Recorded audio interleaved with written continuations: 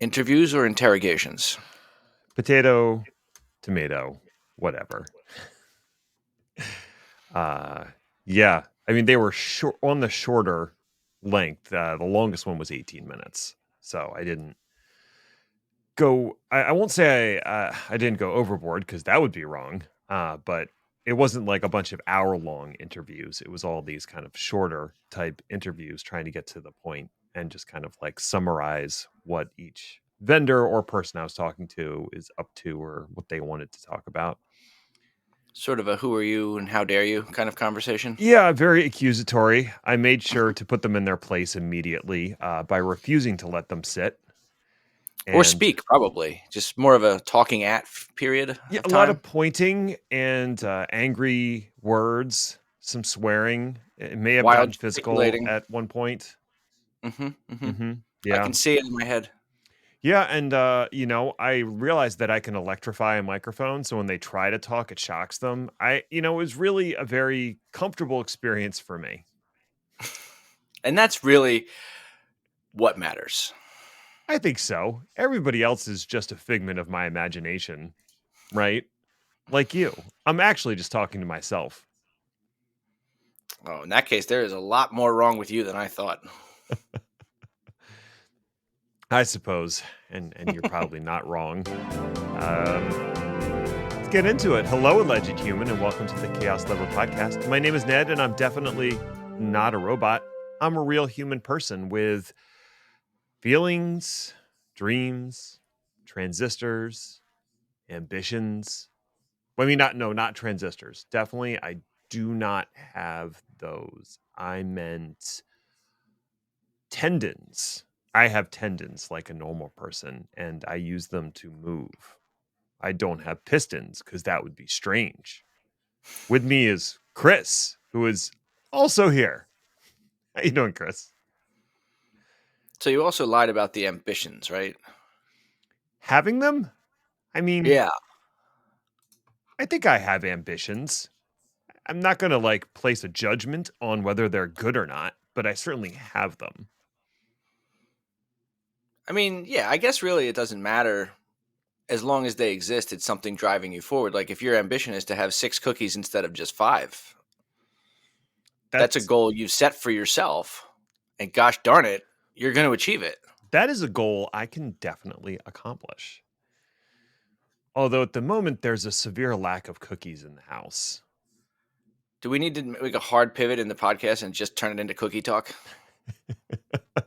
Tell me about your favorite chocolate chip cookie recipe, Chris. Like what do you do to make them well actually what type do you prefer? Do you like them thin and crispy?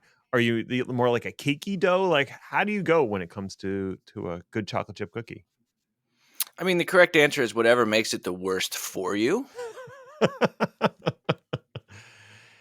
However, you And can pack more butter and sugar per square centimeter is really what makes it the best. ideally broken up and mixed into a super duper rich ice cream. More of a topping, really, where you're Well, you just, can mix it in. You can mix it in. I suppose, that's more of a blizzard, perhaps. You saying that like it's a bad thing? I am not Tread saying it lightly, like it's a sir. bad thing. I will say that the last time I ate a blizzard, I did not feel right for days. Yeah. Yeah, that's a true story. The last time I had one of those, I was definitely in the part of my 30s where I still felt hope. Well, I can tell you, and you've joined me in the world of the 40s.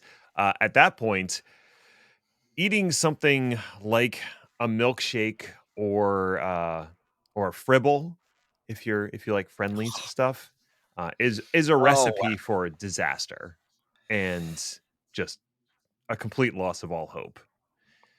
I am fairly certain that my brain had erased the concept and word fribble until you just said it right now. I lament the fact that Friendlies has basically dissolved into nothing. I think there's still a few locations open, but They're holding on for dear life, but yeah, the corporate mismanagement has been frightening yet impressive to watch from afar. yes, I watched a whole video about the rise of Friendlies, and it was incredible how they didn't franchise. It was all like company owned for a really long time. The quality was high, the food was good, and then they sold Friendlies to I think a private equity firm or something, and immediately everything went to shit. Like, how fast can we ruin this? The answer is Pretty sell it to fast. pretty fast. All you have to do is sell it to private equity. Let's talk about Anyway. something else. Okay. So I went to KubeCon last week. Actually, it's this week. We're recording early. Uh, little peek behind the curtain for everybody. But yes, I went to KubeCon for a grand total of 2 days, and uh, it was KubeCon CloudNativeCon 2023 in Chicago. Which, for our purposes, I will just refer to it as KubeCon going forward. If you want to expand the whole title in your mind, have fun. Don't. Don't. Don't. No, no, no, no. Veto. That's dumb. That's a dumb name. I understand that they have to Why did strike. they name the conference twice? They had to strike a balance between the fact that it's put on by the Cloud Native Computing Foundation, the CNCF. Right. But the basic reason that the CNCF existed for its first 5 years was Kubernetes. That's becoming less true over time, but Right. that's why it has two names, and it shouldn't. We'll get to that later. Okay. So while I was there, I met with a ton of vendors. I walked the expo floor as one does, attended 0 keynotes or sessions, and brought home a relatively tame amount of swag. I think I did Wow. well. Well, it's actually very unlike you, as we've discussed. Usually I bring an extra suitcase and just walk around the expo floor saying, fill it. And I How give was the them a, conference, Ned? Oh, it was fine. I only got one key to the city. I know, right? You'll be happy to know that I used your email address for my badge. So expect a ton of email in the next 2 to 3 weeks. Something to look forward to, truly. I'm trying, it's the gift that keeps on giving. Um, so the actual conference was held in the McCormick Place West building of Chicago, which is right by the river, right by the lake, I should say. Lake Michigan's right there. And then also on the other side is the river. What is that?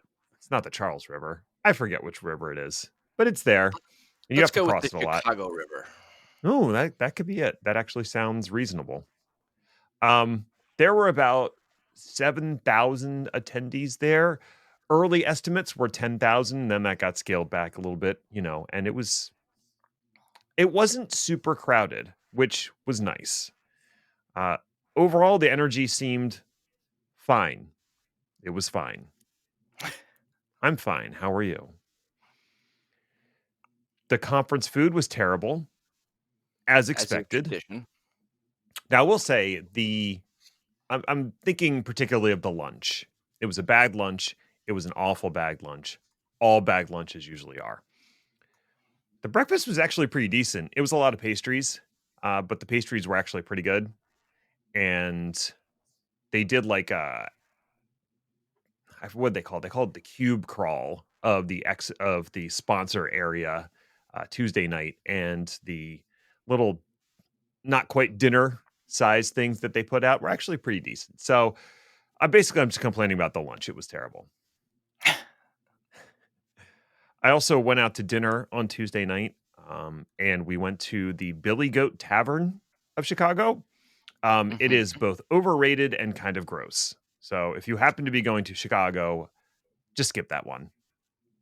You don't. So it depends on a couple of things. First of all, you didn't go during baseball season, which no, immediate problem.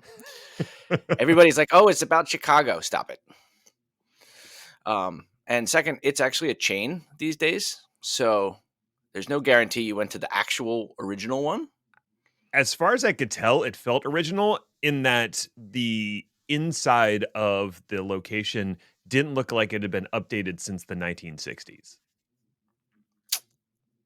I don't remember. Was there neon in the windows? I don't think so. Yeah.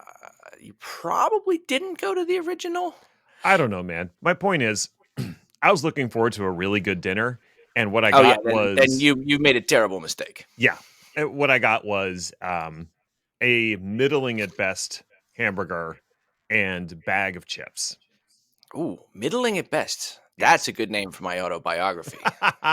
Yes. Um, wow. So I still have yet to talk about anything having to do with the actual conference. Good for me. Uh, while I was there, I was attending as a media slash analyst person, which meant that instead of getting a ton of emails after the conference, I got a ton of emails before the conference from every Yay! from every PR firm that had a vendor interested in pitching me something. And I did the very silly thing of actually responding to some of those emails. I said, yes, I would love to talk to your person and record them for 15 minutes for a podcast. And every single person that I said yes to immediately filled my calendar up with appointments. Sounds yeah. Yeah, I can see that. Yeah. Um, so I ended up doing 14 of these short 15-minute interviews over the course of 2 days, and also did a tech field day recording for Gestalt IT Oh, because nice. why not? It's just sort of a one-off just because you were there kinda thing? I was there, and so was Nigel Poulton. If you are familiar with him, he's a Docker Kubernetes guy. And then also Justin Warren from Pivot 9 was there. And Steven said, let's record a podcast. I have cameras and you have 30 minutes. So we did. It's all about WebAssembly. Keep an eye out for it. It was a very interesting conversation. Lots of strong opinions. And then there was me. And I also managed to walk around the expo floor, the sponsorship hall, for a decent amount of time and look at what interesting vendors were out there. So that's what I'm going to focus on, the coolest vendors that I talked to while I was at the conference. Ready? I mean, I thought we were gonna criticize all of Chicago's restaurants, but I guess we can do this instead. The list got too long. Man, Zing. I'm not going to be allowed back into Chicago anytime soon. Also, the Cubs suck and the Bears are awful. Those are teams from Chicago, right? I am impressed that you got that on the first try. Woo! All right. So, the first cool vendor that I got a chance to talk to, this was during one of the interviews that I did, but I'd actually heard about them before. It was called Acorn Labs. They are an open source project and a company. Uh, and their goal is to simplify Kubernetes deployments by creating a uh, a single artifact for your deployments as opposed to these collections of different YAML deployment artifacts that typically Kubernetes deployments work as. Because there's not really the concept of an application in Kubernetes. There's a whole bunch of components that can make up an application. So, what Acorn's trying to do is say, yep, we are just going to take all those different things and package them up as a single thing that's versioned and stored in a repository. And when you want to deploy that thing, they call it an acorn because it's the seed out of which things grow, right? You can just deploy that acorn and you can deploy it wherever there's Kubernetes, basically. And they are the middleware between that acorn and what actually gets deployed. Okay, so the infrastructure itself around Kubernetes is external to this. Correct. So it presumes if you're running the open source version that you have a Kubernetes cluster somewhere and that you've given what's running Acorn permissions to deploy things into that Kubernetes uh, cluster. Got it. So this is really for application type teams to simplify their necessary interactions with the guts of Kubernetes? To a certain degree, and it could also be Acorn could be run by the platform team at an organization and just say, when you want to package up your applications, use this format, and then we will manage the clusters and present you with the Acorn interface. Got it. Also, during the conference, they announced Acorn Cloud, which is their hosted version of this. It has a free tier and, of course, a paid tier, right? This is how they're going to ostensibly make money. But the free tier is actually pretty cool. You just sign up with GitHub. So you just use your GitHub account, which like pretty much everybody has. And they have a bunch of example projects you can spin up, or you can bring your own acorns. And they basically give you a 2-hour sandbox to spin up any project you want. So it'll keep it running for 2 hours. And there's some limitations on how big the Docker images can be and how much storage you Right. can use. But essentially, you have that sandbox to mess around with, and it gives you public endpoints. So if you're creating a web server or something, it'll actually give you a usable public endpoint that you can access to check your web server. Is it working properly? That was That's pretty it. neat. Oh, so basically the idea there is you test it for 2 hours, make sure everything works, and if it's good, then you pivot and produce and dump it into production.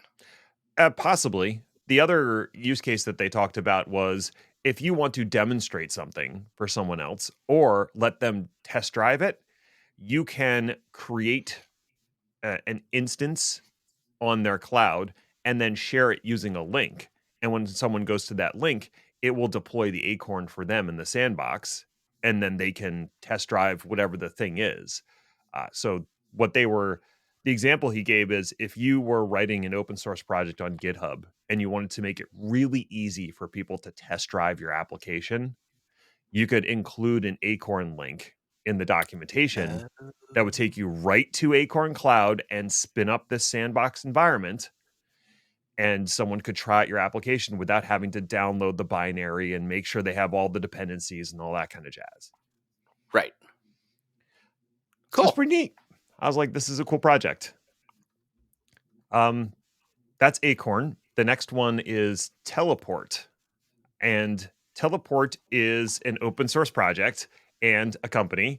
And their goal is to provide remote access to servers, Kubernetes clusters, and databases, which you would think is a solved problem, and it's not. If I could compare them to other products that are out there, someone might have heard of HashiCorp Boundary, Strong DM, or Tailscale, all trying to solve this in their own way. But basically, the idea is I want to allow my developers or my infrastructure team to be able to SSH into servers or into, get a run kubectl commands against a Kubernetes cluster or access the database, but I don't want to give them direct access to that. And they may not have line of sight to that device or cluster or whatever from where they're running. So I need something to proxy that connection. That's what Teleport is trying to do. So it's a cloud-based bastion. It's very similar to a Bastion. It does a couple cool they do a couple cool things. First of all, their UI, like their web UI is really nice looking, which I know ugh. Unusual, actually. Yeah, that's the thing is like I look at this and I look at some of the other UIs that are out there for that are similar solutions and I'm like, no, you put together like a really slick and nice to use interface, and that goes a long way, longer than some people think. Um, Yeah. for a certain group of folks. The other thing that was cool about their solution is they basically run an internal PKI for each um, tenant, and that internal PKI uses certificates for all the authentication across all the different things you're going to access. So there's no passwords at all. And additionally, their solution doesn't store any passwords for any of the remote systems that you're accessing. So everything is done through certificates that have a defined lifetime. And when that lifetime is up, that certificate is no longer valid. That sounds pretty cool. Yeah.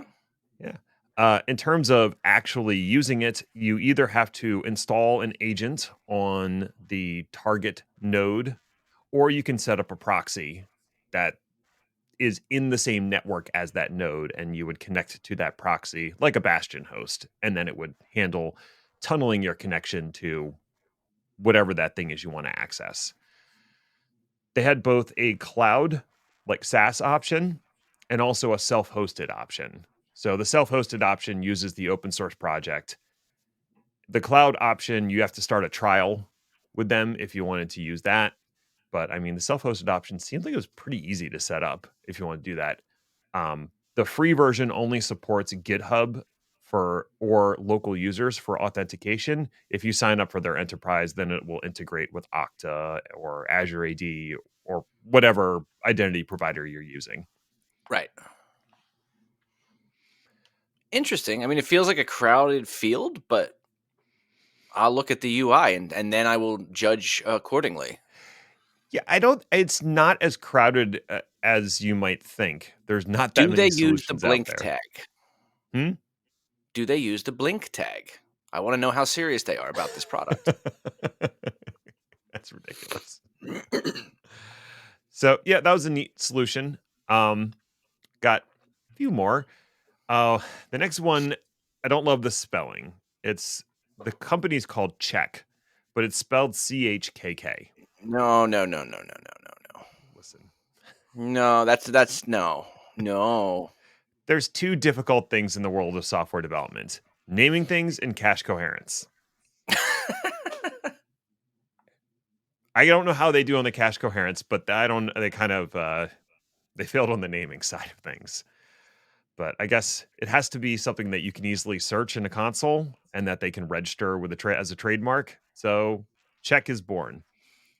I talked to one of the founders. This is like a new startup. They just got seed funding from Sequoia Capital. What they do is they're trying to improve Kubernetes security, availability, and making upgrades of your cluster a little less risky. I don't know if you've seen this or talked to people who do this, but I certainly know of organizations that instead of upgrading the Kubernetes cluster, what they'll do is just deploy a side by side Yep. cluster and move Build all the next door workloads and over. migrate. Yeah, because upgrading is so fraught that they don't even want to try to do it in place. So this company is trying to not only help with that, but also just identify potential issues with your existing clusters. And the way that they're doing that is they're culling information from blog posts on the internet, open source projects that Kubernetes is based off of, like etcd, um, Calico, etc., and also issues that have been submitted by Czech users themselves. So they're taking all this information in, and then they're using a combination of machine learning and human curation to create what they're basically calling I forget the exact terminology they use, but they're signatures. So in the same way that a CVE has a signature, this they called it ArcSig or something is the signature for potential security issues, configuration issues, etc. So they will scan your clusters. They'll look for matching signatures of stuff that they have in this signatures database, and then flag potential security or configuration issues for your clusters. Hmm. And in terms of upgrades, you can model an upgrade. You can say, this is the upgrade that I'm planning. Does that match any potential issues in the signature database? And it might come up with a thing that says, oh, you're currently running, I'm just going to make up numbers here, but like etcd 1.9. And if you move to Kubernetes 1.27, that is incompatible with 1.9. So you're going to have to upgrade your etcd as well. That's the sort of thing that is buried in like the release notes for like 1.27 that you Right. might not catch Well, until you do the upgrade. until you catch it in the worst possible way. So that's what they're trying to do is just take all of this unstructured data that lives out on the internet and in these open source projects and turn it into something that a machine can actually use to analyze clusters and pull out potential issues. I feel like VMware did something somewhat similar for vSphere at one point, where it would kind of like munge up the KB articles and whatnot into machine readable or machine usable data to scan vSphere clusters. Do you remember that? Yeah, and you would get a list. Yeah. It No. was I mean, it was sort of helpful, but it became less helpful when we sort of commoditized ESXi hosts. We're just like, who gives a crap? Reinstall. I think as vSphere environments became more complicated and you added in vSAN and NSX and accelerator cards and all that, it did become useful again because that combination of hardware and firmware and all that could really lead to some issues. So I can see this being extremely useful for people who are running a lot of Kubernetes clusters and need something to kind of do this level of scanning and kind of flag up security issues. So Does it get down to the like firmware level? it stays at the Kubernetes components level. Okay. So it's looking at operating system versions and then all the different component versions of your cluster, and any open source projects that you've deployed as Right. plugins to your clusters. No, the only reason I asked is you reminded me of a horror story where a very specific minor patch level of ESXi paired with a very specific minor patch level of firmware for HPE servers caused network traffic to stop trafficking after I want to say it was like exactly 50 minutes of operation. I vaguely remember this. So for most of an hour it worked beautifully and then it just stopped.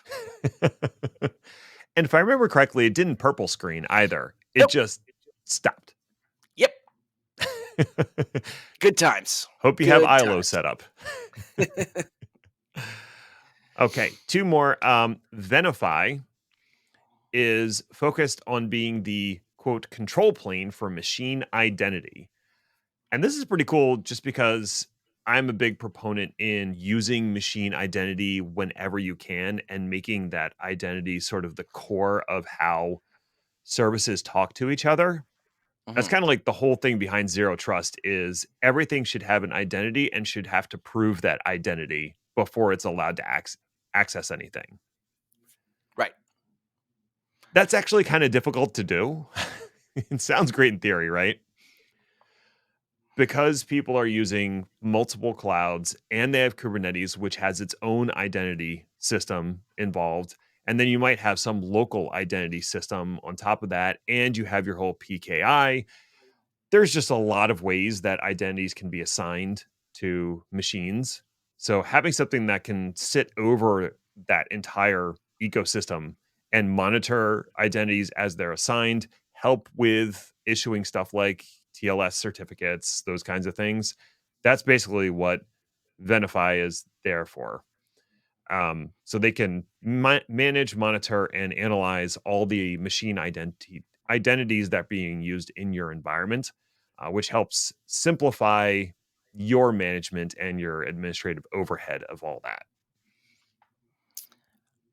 Now, I've heard of Venafi before. They've been around for a minute at least, right? Yeah, I yeah, mean, this is they're not not a the brand only. new startup. They've Yeah, been around. This is something that they've been doing for a while. right. And the only reason, I mean, I remember looking into this for completely Kubernetes unrelated reasons. Hmm.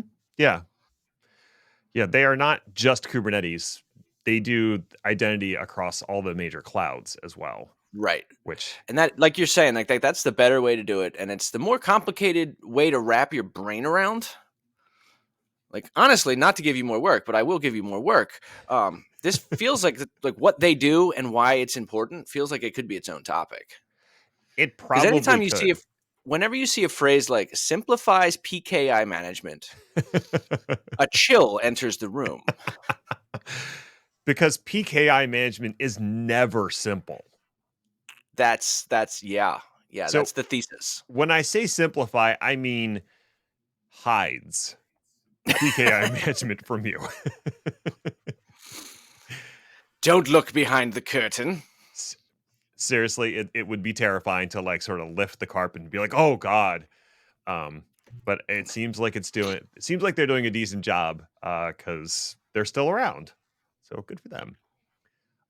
The last one is Wing, which is behind the Wing Lang, which every time I say it, I Wow. think of Wang Chung, which Yeah. has nothing to do with it. But again, naming, it's hard.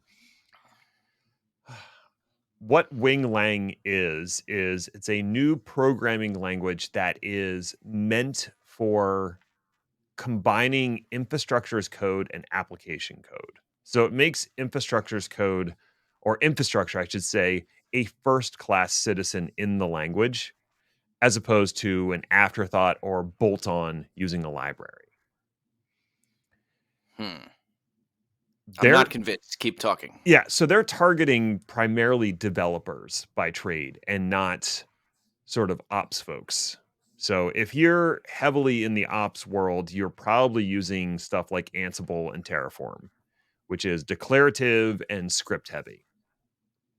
Wing is, I won't say it's a compiled language because it doesn't actually build to like an executable, but it does compile to something else. And you can tell it what you want it to emit because it can emit Terraform in JSON based Terraform configurations. It can emit JavaScript, or it can do CDK, which is the cloud development kit for AWS. So it Mhm. can emit something else which will actually be used to deploy your infrastructure. So it's a bit of an intermediary. What was really interesting to me about their product, about the language, I should say, is that they're trying to abstract common cloud components of all the different major clouds into just one thing. So they have the concept of a bucket, like a storage bucket in Winglang, but that storage bucket is not specific to AWS or Google or Azure. It's just a generic bucket that you can add to your code. And then you actually tell it when you compile which provider platform you want to create that bucket on. So you can say you can use the same code to create a configuration for AWS or one for Azure. That was kind of wild to me. Okay. And so the idea here is when you put together your application, you're going to know in advance you need object storage here. You're going to need access, identity access there. Hmm. And you're not you're not an expert on the cloud infrastructure, nor do you really want to be to the extent that you would write IAC external to the application. Correct. So I might know I need a messaging queue. I need some object storage. I need like a MySQL database, and I need some functions as a service or something. I can create all of those objects in an abstract way in Winglang and then target a particular platform when I compile it. And it will create the Terraform configuration or, whatever that is specific to the cloud or the platform I'm now targeting. Right. And one of the cool things that he showed me was because you're writing an application that's going to leverage this bucket, Winglang will also create the IAM roles and policies on AWS so that the application can access that bucket. It's just allow all star dot star, right? Yes, absolutely. As God intended. That was cool because he showed me like an application needs to put objects in the bucket. So when he compiled it, it only had put permissions on the bucket. And then he updated the application code to also delete objects from the bucket. And the role was updated to include the delete permission. I was like, Nice. that is pretty slick. All right. Um, the other cool thing is they have a local simulator that will run. So you don't actually have to target a specific cloud. You can have it run in a local simulator to see how your application code would act without actually deploying infrastructure. Helpful. Very helpful. So So what I definitely worth checking out, especially if you're more on the development side of things. I want to dive right. into it some more, and it's interesting that it's not using Python, it's not using Go, it's its own language. So you get to learn a new language, which everybody loves to Yay! do. Um, so those were the cool vendors I saw. In terms of general trends, just walking around talking to people, security was freaking everywhere. Everyone was talking about the need to secure Kubernetes. I think that's because there's been so many high profile breaches in the last year that security is like top of mind for almost everyone. Right. The other big undercurrent was, say it with me, everybody, AI. Pretzels. Oh, AI pretzels. They can unfold themselves. What was interesting was like all the AI I saw was entirely companies leveraging AI in their solution. There were very few vendors there that were talking about how to deploy AI in your cloud or your Kubernetes cluster to do AI things. It was no, we're using AI as part of our solution now. And that was which actually a is complaint from a few people is like, where are the vendors that show me how to do AI, not to use their AI? well, they read the market and were like, that's not going to be something enough people are going to buy. So here's a book. I think the more likely answer is those vendors have their own conference on how to do AI. And if you were really interested, you'll go to that conference. Right. That's fair. Yeah. Overall, it like I said, the energy was fine. It was fine, Chris. You sound super convinced. Well, so what I noticed was at this point, everybody kept talking about how the fact that Kubernetes is kind of boring now. Like the platform has matured and is stable enough that all the exciting stuff is happening on the fringes and not in Kubernetes proper, which is why I said like at the very beginning that CloudNativeCon is part of the name and is actually in a sense becoming more relevant, and that's because Kubernetes is becoming boring and less relevant. Right. Which I guess is sort of a double edged sword because, on the one hand, that's what you want Yes. from this kind of a platform. Stable and boring. Yeah. Yeah, that is what you want, and it's okay if Kubernetes is no longer the sole focus of the conference and it becomes more about cloud native applications and management. That's where the cool stuff seems to be happening. So that was my Neat. whole experience at KubeCon CloudNativeCon Chicago 2023. Seems vaguely worth it. Yeah. Hey, thanks for listening or something. I guess you found it worthwhile enough if you made it all the way to the end. So, congratulations to you, friend. You accomplished something today. Now you can go sit on a couch, order food from whatever that weird restaurant I went to was, and play. Well, what am I playing right now? I'm playing a video game, Horizon Zero Dawn. Go play that. It's really good. You've earned it. You can find more about this show by visiting our LinkedIn page. Just search Chaos Lever or go to our website, chaoslever.cow, where you'll find show notes, blog posts, and general tomfoolery. We'll be back next week, later this week, actually, to see what fresh hell is upon us. Ta ta for now. Still can't read it right. Nope. Nope. I I wonder what the Uber Eats cost would be if you ordered a pizza from Chicago. Like your delivery fee is $7,406.